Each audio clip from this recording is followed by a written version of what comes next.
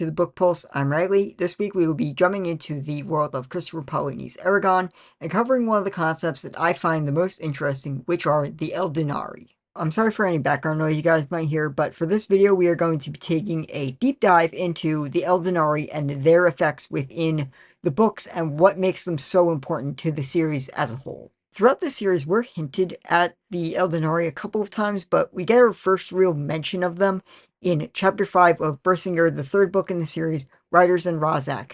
And at this point, Eragon is hunting down the last of the Razak after he and Roran rescued Katrina and are making their way out. And Eragon decides to finish off the Razak once and for all. The Razak says he has more hearts than you in Chapter 5, which really hints at the idea of what makes Galbatorix so much more powerful than anyone else, and why no one can really challenge him. Later in the book, in Chapter 22, which is the chapter Fires in the Sky, we see a more practical effect of the Eldunari, where Eragon and Murtagh start to fight, and Saphira remarks that Thorn, Murtagh's dragon, has grown like 4 feet since the last time they fought, and at this point, it's only been about 2 weeks or so since the last time they fought, and Thorn's just grown that much bigger in that short of time, and which is really unnatural for dragons. In the same fight, when Eragon takes on Murtagh in mental combat, Eragon remarks that there are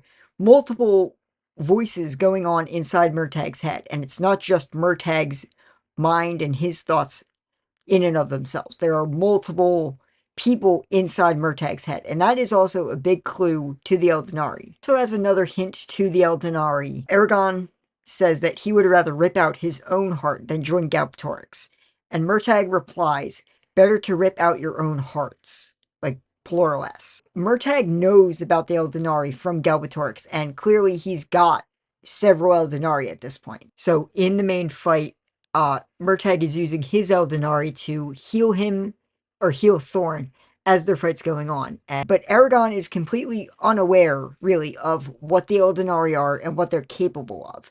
And he doesn't really find out about that until later on in Bersinger, which we'll cover next. And Eldunari's first physical appearance that we get a really good look at is in Chapter 49 of Bersinger, which is Soul of Stone, where Glader, Oramis's dragon, has disgorged his own Eldunari and has given it to Eragon and Saphira as a gift for safekeeping, because the two of them have finally decided that it is time to step out of hiding and that it is finally time for them to really take the fight to Galbatorix, and Oramis and Glader decide to go help the elves who are in the middle of besieging another city. As far as the physical appearance, what we're given when Glader disgorges his Eldunari is it's kind of like this big gem that is the same color gold as Glader. So it's kind of a physical representation of the dragons themselves, or of the individual dragon themselves. And what Glader says is that Saphira should only disgorge her Eldunari when she gets to a reasonable size, because the Eldunari grows with the dragon, and the bigger the dragon, the bigger the Eldunari is going to be. The bigger the Eldunari is, the more energy that the Eldunari is able to contain. The energy inside the Eldunari is very important, which we'll explain in a second.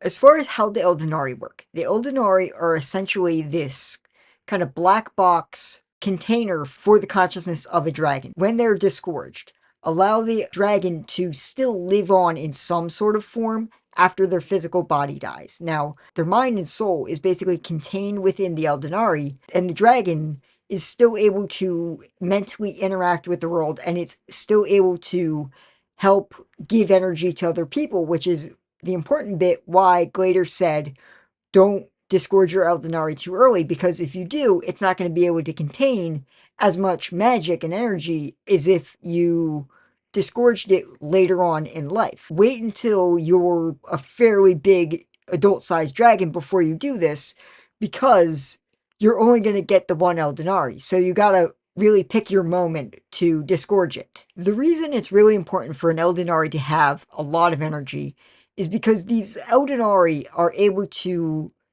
send their energy out, which is why Thorn was able to grow so big so rapidly. Galbatorix was using the Eldunari that he has in his possession to basically juice thorn up and give him a growth spurt faster than if he would have grown natural. So that's one of the big things that the Eldunari can do. They can give energy and to boost people's magic so that they can do spells that are way more powerful than what they could be doing on their own. Another great resource that the Eldunari gives you is it actually gives you the knowledge of that dragon, because obviously the dragon can communicate with whoever has the Eldunari at the time.